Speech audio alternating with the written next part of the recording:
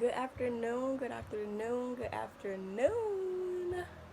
You're back with your girl Zaya, young worshiper for Christ. And we're here today. It's May 1st, y'all. It's a new day, new month, new beginnings. Time to grow, time to move, time for change, time for new things to happen. So prepare your soul for it because God is going to do it for you again. Do you hear me? Period. So today we'll be coming from John chapter 15, verse 1 through 6. And it reads, I am the true vine, and my Father is the gardener. He cuts off every branch in me that bears no fruit, while every branch that does not bear fruit he prunes, so that it will be even more fruitful. You are already clean because of the word I have spoken to you. So remain in me as I also remain in you. No branch can bear fruit by itself, so it must remain in the vine. So neither can you bear fruit unless you remain in me. I am the vine, verse 5. I am the vine, and you are the branches. If you remain in me, and I in you, you will bear much fruit. Apart from me, you can do nothing. Verse 6. If you do not remain in me, you are like a branch that is thrown away and withers. Such branches are picked up and thrown into the fire and burned. I'm going to keep going, y'all. Verse 7 says, If you remain in me and my words remain in you, ask whatever you wish and it will be done for you. So this is to my Father's glory, that you bear much fruit, showing yourselves to be my disciples. I just read John chapter 15, verse 1 through 8. And I'm just going to go through it with you guys and just break it down because this is a powerful message. This is a very powerful message. And chapter 1 states, it says, I'm the true vine and my Father is the gardener. Jesus is the true vine and God is the gardener. He cuts off every branch in me that bears no fruit, while every branch that does bear fruit, he prunes. So he cuts off anything that is stopping you from growing. Anything that you cannot bear fruit with, if it's your pride, if it's your attitude, if it's somebody that don't need to be in your life, God is gonna cut it off because he wants his promise to succeed for you so much that he will not allow one little thing hold you back from it. So he will cut it off. He will cut that off, and he does that and it says, I'm sorry, that does bear fruit, and he prunes it so that it will be even more fruitful. So he cleans it, he makes it better, he makes it whole so that you will be able to continue to grow even more fruitful. And verse 3 says, You are already clean because of the word I have spoken to you. Remain in me. Verse 4, remain in me, and I also will remain in you.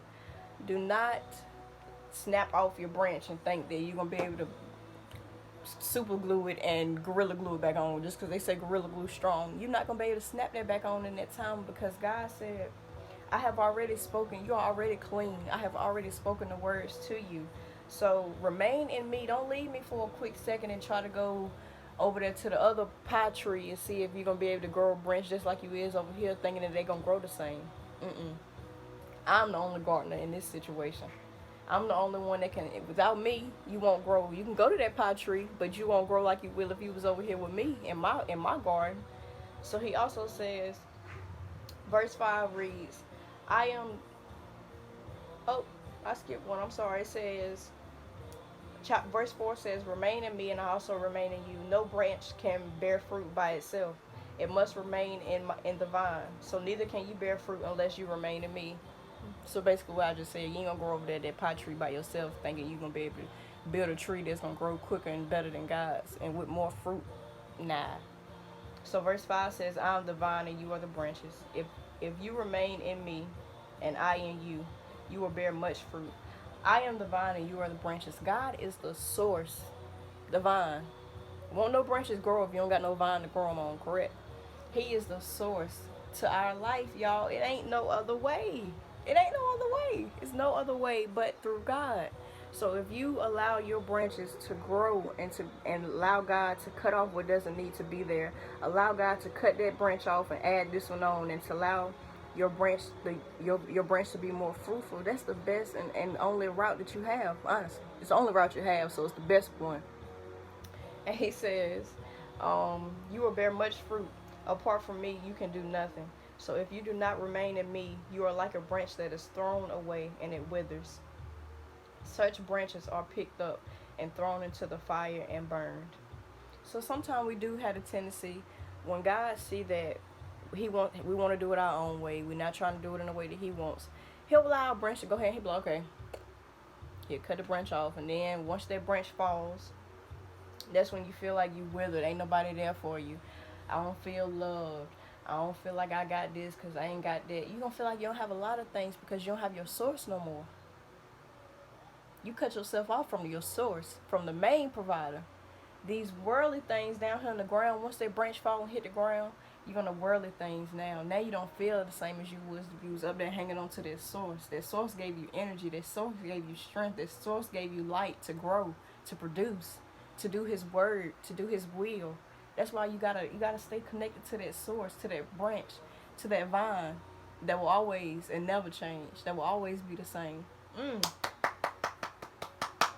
Y'all, don't let your branch fall and hit the ground, because once it hit the ground, that's when you fall into all these worldly things around you that does not have you feeling whole. You feel withered. You feel thrown away. You feel like no one loves you. Do not cut your branch off, y'all.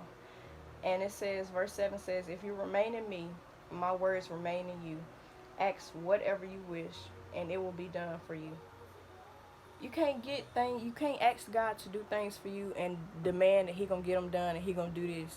He said you're not being obedient. You're not holding on to the source. You down there on the ground with all them other rotten apples around you, and y'all trying to pick each other up. Or then when you up there in the source, you connect with God, and then you got your branch leaning. Your branch leaning. You trying to pick up the things that He done already cut off. That's where your branch cut. You got your branch leaning, and it's just like this. And you trying to get that branch to scoop up all the things that He didn't cut off because you thought you needed it. You thought you weren't gonna be able to grow without it. You thought you weren't gonna be able to produce. But that's when you have your faith to come in. Because if He cut that thing off, God already knew that you didn't need it. So don't keep trying to pick back up things that God had already cut off from your branch, because your branch is going to continue to be in the same spot. This short little limb that will never grow. God don't want His children to be this short. He wants His children to produce, to grow, to show what He is capable of. You can't show nobody what you're capable of and you still been this length for 2 years ago, 3 years ago. Come on, somebody. Don't sugarcoat it. I'm going to keep it real with you. I'm going to keep it real with you. So allow your branch to grow. Want more for yourself. This is a time where you create a relationship with you and God. If you feel like your branch is this short and you want to expand it, let God take control and let Him produce you to grow each and every day. And it might not be but this much. You might start off here and you might cut the attitude off. You might cut the pride off. You might extend like this. Then next thing you know, He might allow somebody cut off in your life. It might go like this. Do not be scared to let God produce your fruit in your life. The more that you let God take control of your life, the more fruitful you will be. And I don't think nobody wants to be rotten, withered, or thrown away and burnt up. Nobody want to be, because once you get down there, ain't no help down there. That's just worldly things that you're going to just continue to run into a circle and feel burdened, feel worried, feel fearful. All of those things down there in the bottom of that tree is not what you need. And so continue to let God remove and cut off those things, and don't pick it back up. Okay? Perfect. Hope y'all got their words. Now we're going to read. Oh, let me show y'all. Let me show y'all.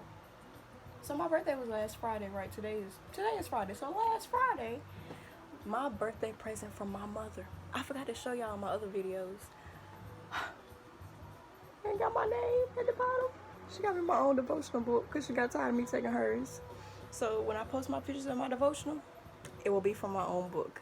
Thank you, Mother, if you watch this. And it's called Jesus Calling, and my name's at the bottom, and it's my favorite color.